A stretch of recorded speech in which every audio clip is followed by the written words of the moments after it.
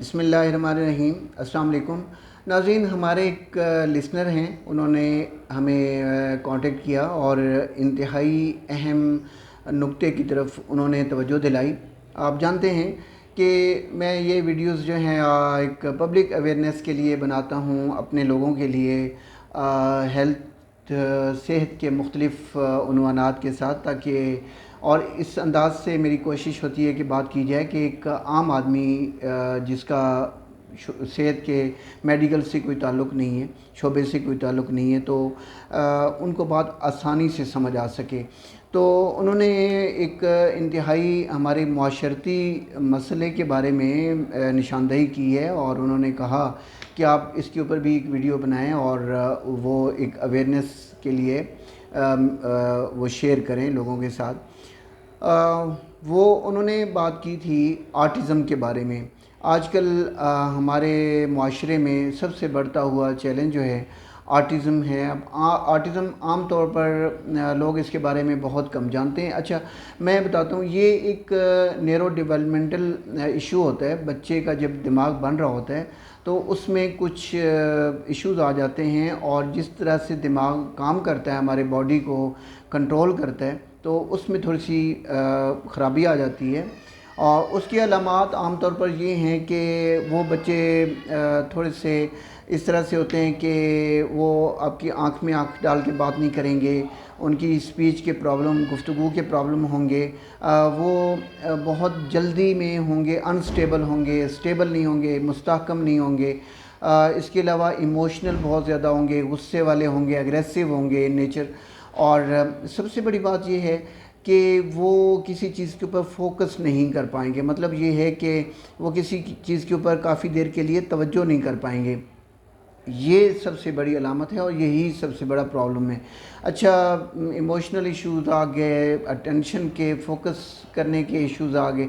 تو انہوں نے یہ کہا کہ کیا یہ موبائل فون جو پیرنٹس زیادہ یوز کرتے ہیں اس کی وجہ سے یہ کنڈیشن بچوں میں آ رہی ہے؟ پہلا کویشچن تو ان کا یہ تھا۔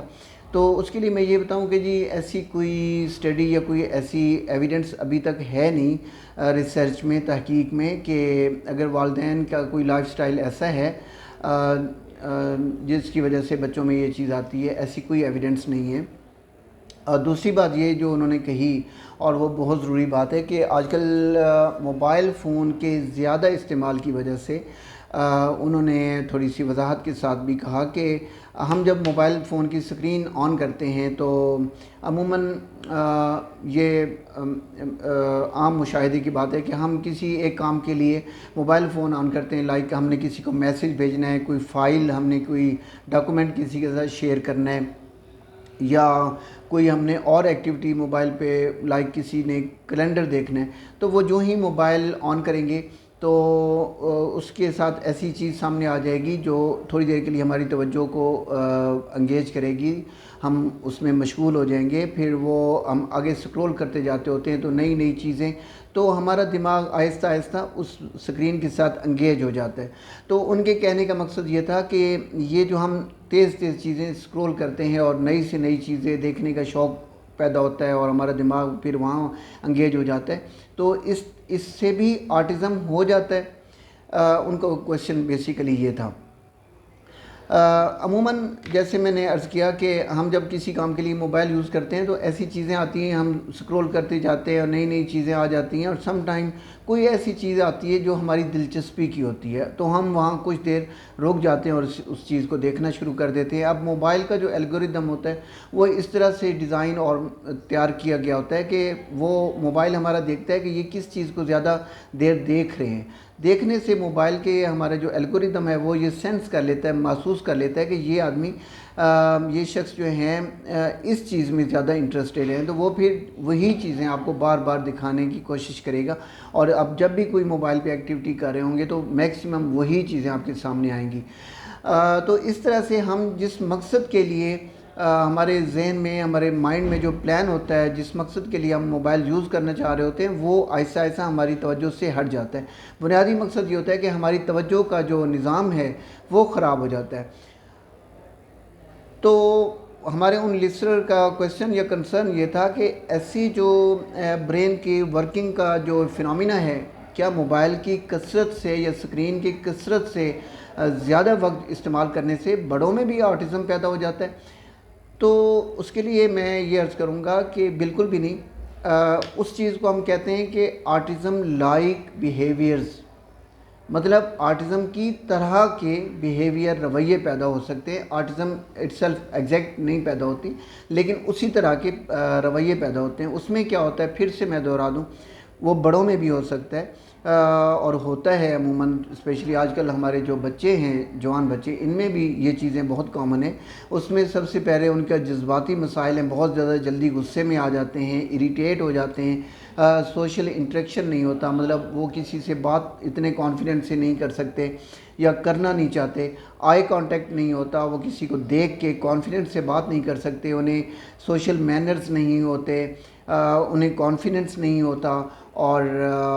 سب سے بڑی چیز یہ ہے کہ وہ کسی چیز کے اوپر فوکس نہیں کر پاتے، توجہ نہیں کر پاتے۔ تو اس طرح سے موبائل کی کثرت سے استعمال کرنے کی وجہ سے آٹزم لائک جو پیٹرنز ہیں وہ لازمی ڈیولپ ہو جاتے ہیں، چاہے وہ چھوٹے بچے ہوں یا بڑے ہوں، ایون ایڈلٹ لوگ جو ہیں، بالغ لوگ جو ہیں، ان میں بھی یہ رویے پیدا ہو جاتے ہیں۔ اور ہمارے معاشرے میں اکثر آپ دیکھ بھی رہے ہیں، ہمارے بچوں میں ان کے بیہیویئر کی چینجز جو ہیں وہ بہت زیادہ کامن ہے آج کل ہمارے معاشرے میں۔ اس طرح سے موبائل فون کا استعمال جو ہے اس کے لیے آج کل آپ کو میں یہاں یہ بھی بتاتا جاؤں کہ اس وقت دنیا میں، پوری دنیا میں جو ٹرینڈ چل رہا ہے وہ اس ٹرینڈ کو کہتے ہیں اینالاگ لائف سٹائل۔ اب دنیا نے یہ محسوس کیا ہے کہ واقعی اسکرین کے لامحدود وقت کے لیے، اکثر ہم دیکھتے ہیں کہ ہمارے بچے چھٹیوں میں خصوصاً موبائل اسکرین پہ یا لیپ ٹاپ پہ بیٹھے ہیں لامحدود وقت کے لیے بیٹھے ہیں، تو دنیا نے اب یہ محسوس کیا ہے کہ اس کے ساتھ کافی نفسیاتی اور بیہیویئر کے ایشوز آ رہے ہیں، ہمارے رویے تبدیل ہو رہے ہیں۔ تو اس کے لیے اب ٹرینڈ ایک چل رہا ہے، اسے کہتے ہیں اینالاگ لائف سٹائل۔ اس میں یہ ہوتا ہے کہ آپ کتاب پڑھیں، آپ سائیکلنگ کریں، آپ فزیکل ایکٹیویٹیز کریں، آپ نیچر کو انجوائے کریں، آپ سیر کریں، وہی جو کچھ عرصہ پہلے ہمارا لائف سٹائل تھا، اب دنیا آہستہ آہستہ اس کی طرف واپس جا رہی ہے اور یہ ایک ٹرینڈ بن گیا ہے، اینالاگ لائف سٹائل اسے کہتے ہیں۔ یہ اب اس کے اوپر اسٹڈی کریں۔ اچھا، اس کے بعد ہمارے لسنر نے ہمیں اس چیز کے اوپر بھی نشاندہی کرائی کہ اس میں فزیکل تھیراپسٹ آپ لوگ کیا رول پلے کر سکتے ہیں۔ جی بالکل، میں آپ کو یہ بتاؤں کہ ہمارے معاشرے میں یہ ذاتی طور پہ سمجھتا ہوں بطور فزیکل تھیراپسٹ کہ ہماری ذمہ داری بہت بڑھ گئی ہے، کیونکہ جب سے یہ نئی ٹیکنالوجیز آئی ہیں، الیکٹرانک گیجٹس آئے ہیں، تو اس کی وجہ سے ہمارے لائف سٹائل کے اوپر بہت گہرے اثرات پڑے ہیں۔ تو میں یہ سمجھتا ہوں کہ اب ہماری ذمہ داری بھی بڑھ گئی ہے، کیونکہ فزیکل تھیراپی جو ہے، یہ جو فزیکل تھیراپی میڈیکل کا طریقہ علاج ہے، یہ ہماری زندگی میں 3 بنیادی کردار ادا کرتی ہے۔ نمبر 1، معذرت، جیسے اب یہ موبائلز آئے ہیں، سکرینز آئی ہیں، تو اس کے ساتھ ہمارا لائف سٹائل کافی تبدیل ہوا ہے اور اس کے اوپر منفی اثرات آئے۔ اب فزیکل تھیراپی کیا کرتی ہے کہ ان چیزوں کو پریڈکٹ کرتی ہے، دیکھتی ہے، انالائز کرتی ہے، تجزیہ کرتی ہے کہ یہ ہمارے لوگوں کی صحت کے اوپر کیا کوئی منفی جو اثر ہے وہ تو نہیں ڈال سکتی بالواسطہ یا بلا واسطہ۔ تو سب سے پہلے ہمارا تجزیہ یہ ہوتا ہے کہ یہ جو الیکٹرانکس ہیں یا ٹیکنالوجی کے گیجٹس ہیں، یہ کس حد تک ہمارے لیے فائدہ مند یا نقصان دہ ہو سکتی ہیں۔ اسپیشلی ہم اس کے منفی پہلوؤں کو دیکھتے ہیں تاکہ اپنے لوگوں کو اس کے بارے میں آگاہ کر سکیں۔ پھر دوسری چیز یہ ہوتی ہے کہ اگر اس چیز کے منفی اثرات ہیں، بالفرض اب ہم سکرین کی ہی بات کر رہے ہیں، تو زیادہ دیر سکرین کا کام کرنے والے لوگ، جیسے آفس میں جاب کرنے والے لوگ ہیں، ہمارے اسٹوڈنٹس ہیں، ہمارے فری لانسرز ہیں، ہمارے چھوٹے بچے ہیں جو میکسیمم سکرین کے اوپر ہی ان کی ساری ایکٹیویٹیز ہوتی ہیں، تو اس کے ساتھ آپ کی